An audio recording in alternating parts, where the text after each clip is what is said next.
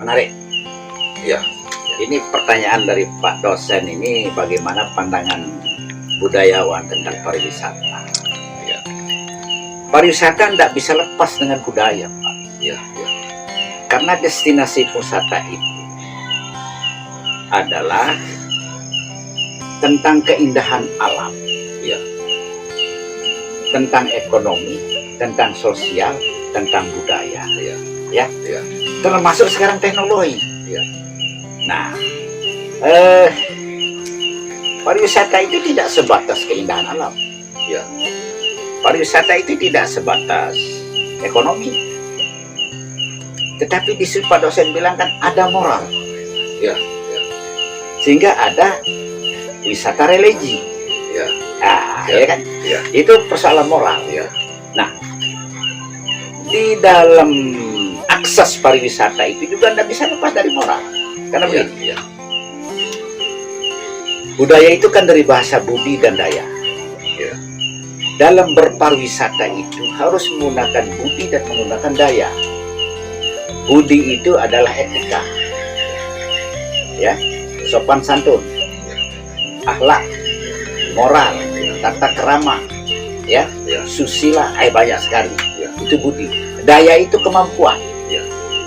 Bagaimana ketika orang itu pergi ke sebuah tempat mengunjungi atau destinasi wisata. Katakan saya lah misalnya ke Kuta. Ya. Orang yang datang ke berwisata ke sana itu apakah mancanegara atau wisata domestik harus mempelajari situasi di Kuta. Ya. Tidak sembarangan Ya. mau berpariwisata terus tiba-tiba ke sana mau telanjang, bukan, jangan. Ya. Ya. Ya kan? Ya. Jadi harus pelajari karakter masyarakat setempat.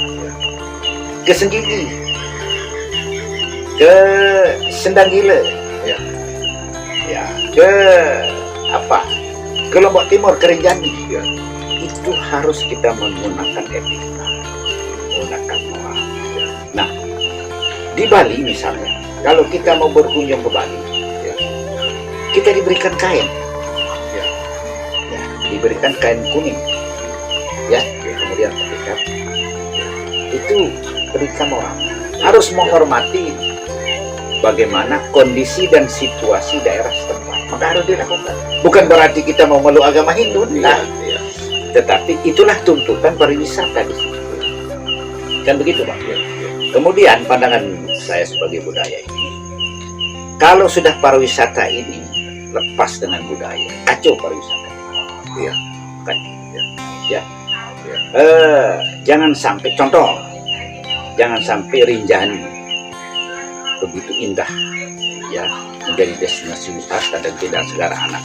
Lalu kita tidak menggunakan moral ke situ, tidak menggunakan budaya, ya, tidak kita menggunakan sentuhan-sentuhan rohani, ya, karena di situ itu Bumi Sasak Rinjani dia kan lokasi yang dianggap sakral oleh dengan Lombok. Ya. Maka jangan ke sana itu samakan dengan air terjun di Sendang Gila, mau Becawat, jangan. Ya. Ya kan? Ya. Nah, begitu juga apalagi kita dengan wisata religi. Maka ketika pariwisata itu diakses,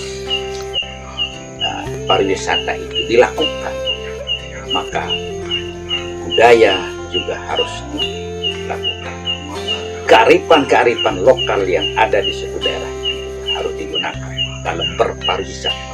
Maka pariwisata itu akan terkenal, pariwisata itu akan mendunia ketika moralnya itu adalah digunakan. Nah, saya ingat apa yang disampaikan oleh mantan Bupati Lombok Tengah, ya, lalu Wiratmaja, yang dikenal dengan Mami, orang tua kita. Ya. Saya sering ngobrol sama beliau. Apa kata beliau dan saya?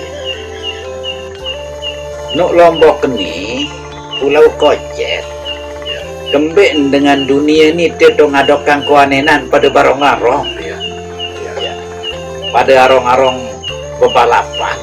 Apa rak ligumi Lombok ini? Maka tendek pihak tahu oleh daerah-daerah Sanggaloh, Ya. ya, di Kalimantan ke atau di Sumatera ke daerah-daerah Jawa. apa bon di Lombok sakocet nih dong pada dokang kuanena. Iya. Ini menarik bahasa beliau. Artinya dunia itu melihat Pulau Lombok kecil ini ada sesuatu, tidak sekedar hanya ya membuat popularitas, ada sesuatu yang dilihat, ada apa secara sosiologis, secara geografis, tentu dia ada pertimbangan, tentu kan dia survei dulu, analisa dulu pulau ini, sehingga dia buat sirkuit. Nah ini menarik, mendunia Lombok Tengah, mendunia. Pulau Lombok ini mendunia, dan memiliki bandara internasional, ya kan? Nah, kemudian sekarang menjadi sirkuit yang disebut dengan Mandalika. Nah kebetulan, ada gitu pada saya. Ini kita ngobrol-ngobrol ini tentang filosofi. Perlu Iya, kebetulan. Mengapa orang dunia ini jatuh cinta kepada Lombok, kepada Barong-Arong? Karena sejarah Mandalika, kan Mandalika namanya ini. Kisah Putri Mandalika itu kan kisah percintaan. Dari dua orang putra mahkota, ya, yang mencintai dia. Jadi itu sebuah gambaran. Dua dunia, dunia Barat dan dunia Timur ini, pada kumpul di Bumi Lombok ini, yang begitu mereka cintai dan menarik di situ dengan filosofi Mandalika. Jadi Mami Ngoh itu kalau saya terjemahkan bahasa yang sangat dalam.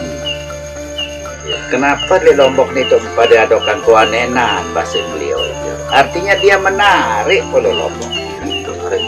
Menarik dunia. Dunia jatuh cinta. Jatuh cinta pada Pulau Lombok. Ya pulau kecil. Kenapa? Karena Lombok ini punya potensi yang luar biasa. Ya, kenapa potensinya apa? Apa yang tidak dimiliki dunia ada di Lombok.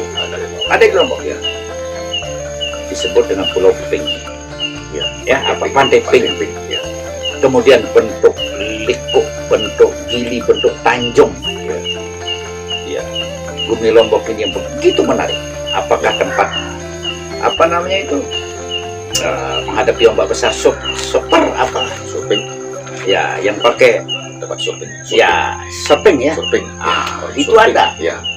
Mau bereleh-elehan ada yang disebut dengan apa? Arung jeram. Arung jeram. Di mana-mana. Dan di Lombok ini boleh dikatakan setiap jengkal itu pariwisata. Pariwisata. Lain lambah, lain bahasa, lain budaya, lain adat, lain tradisi. Itu menarik dan itu tidak habis kita bicarakan, dan itu ada pada episode berikut. Terima kasih.